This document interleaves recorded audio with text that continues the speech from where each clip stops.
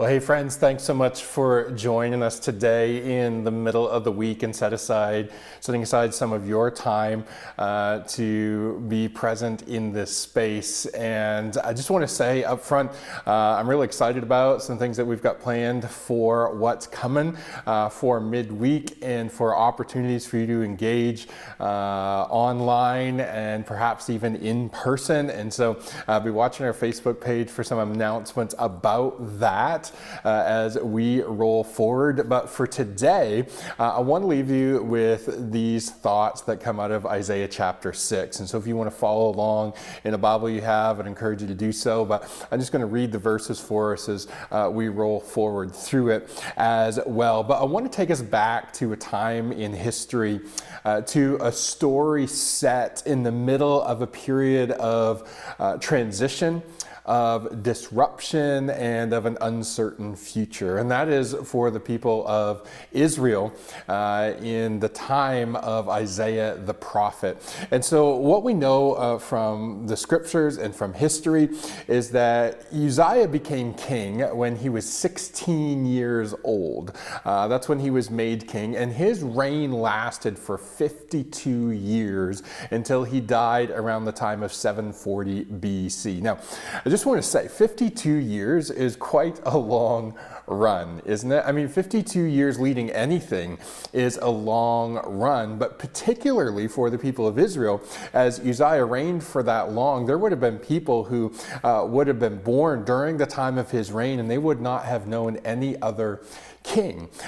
He, during the course of his tenure, lasted for a long time. And what we know with leadership and lengthened leadership, there comes with that, in many, many cases, a sense of stability as well. And so during Uzziah's reign, particularly early on, you can read all about this in 2 Chronicles chapter 26 if you want to go back and read through it. But early on in Uzziah's reign, what we come to see and understand is that Uzziah really was a man who sought God's heart as he was king, as he led the people. He was someone who sought to do God's best, to follow the Lord's instruction as he reigned and gave leadership. And not only that, but during the time of his reign, he was very industrious in terms of agriculture and buildings and fortifications as well. He strengthened the military during his time and had many victorious campaigns. There's all kinds of things that happened during his reign that were good and positive. But later on, during his years as king, as he became very powerful, as there was a period of prosperity that Israel experienced during his reign, Uzziah's power led him to pride.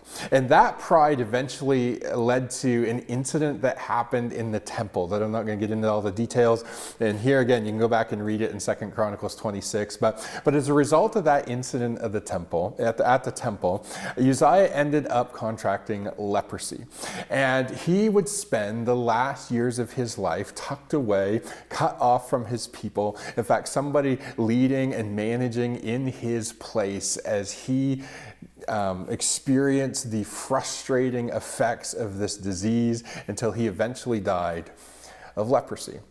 Now, it's during that time that Isaiah the prophet comes to be a prophet of God in Israel.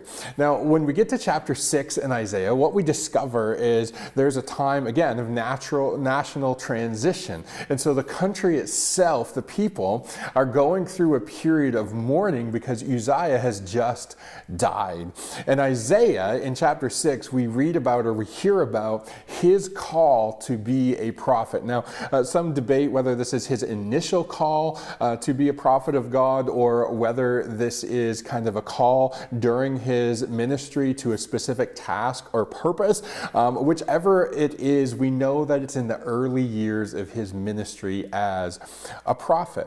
Now, again, historically, the time frame and the period in which this all happens and what we're about to read is the end of an era. And we know that it's the end of an era as we look back to it because the time of power and prosperity that had been true under Uzziah the king is going to spin into an incredibly fast downfall. And here's what happens as Isaiah describes it in chapter 6. He says, "In the year that King Uzziah died, I saw the Lord seated on a throne, high and exalted, and the train of his robe filled the temple. And above him stood the seraphim. Each had 6 wings. With 2 they covered their face, with 2 covered his feet, and with 2 he flew. And he called to one another, and he said, Holy, holy, holy is the Lord of hosts. The whole earth is full of his glory.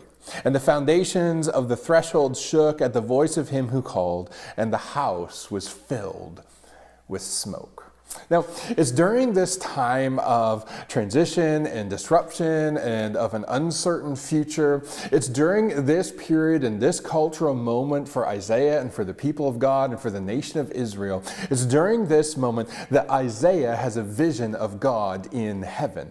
Now, he sees something that's quite incredible as it gets described. He says, "I saw the Lord seated on the throne," which is this view into heaven where God's throne room is. But the train of God's robe comes down out of heaven and fills, it says, the temple. And so what we see in this picture, there's a lot more going on here. It's just the hem of God's robe, as it were, that's filling the temple up. And again, just remember, this is a vision. But what this indicates is the space of convergence between heaven and earth, where the temple is thought to be God's dwelling place on earth. The throne is God's place in heaven. And the train of God's robe, that is the extension of his presence, of his glory, comes from heaven to earth. It fills the temple, and there's this convergence of these 2 spaces. Now, in the middle of the scene, there's what are referred to as seraphim. Now, these seraphim, this is the only place in which they are mentioned in the biblical account. And the word seraphim is somehow linked to the Hebrew word for serpent. And so we have these kind of serpent-like creatures with 6 different wings. That 2, they're flying, 2, they're covering their faces, 2, they're covering their feet. These coverings are most likely because of the glory of God that they need to hide from. With 2, they're able to fly and attend to God, as is their role. And so here's these seraphim attending to God, but as they're doing it, they are calling to one another and they're crying out God's praise and saying, "Holy, holy, holy is the Lord of hosts," or God of the angel armies. The whole earth is filled with his glory.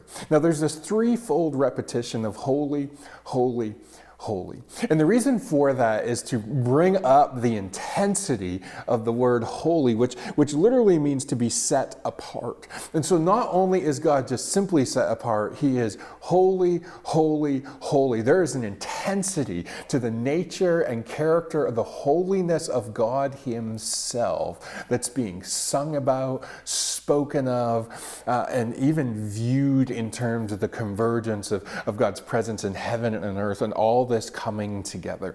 And as this happens, Isaiah says that the foundation and the thresholds of the temple shook. So it's as if he were standing in the building and there was some massive earthquake and the whole place just started shaking. Now, I don't know if you've ever been in an environment or a moment where that's been true, but it would be a terrifying thing to have happen. So this whole scene is terrifying. And we get that from Isaiah's response, which comes in verse 5. He says, "And I said, Woe is me, for I am lost. For I am a man of unclean lips, and I dwell in the midst of a people of unclean lips. But my eyes have seen the King, the Lord of hosts." Isaiah simply says, I am undone.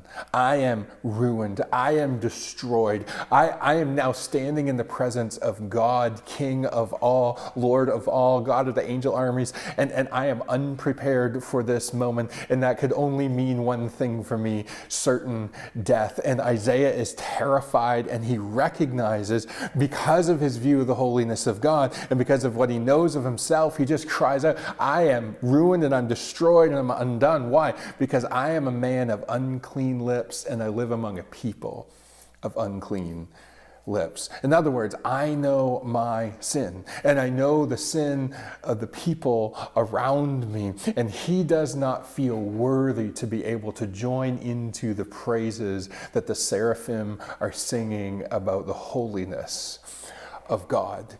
And now that he has seen the king, now that he is confronted with the glory and majesty of the Lord, Isaiah is just completely undone.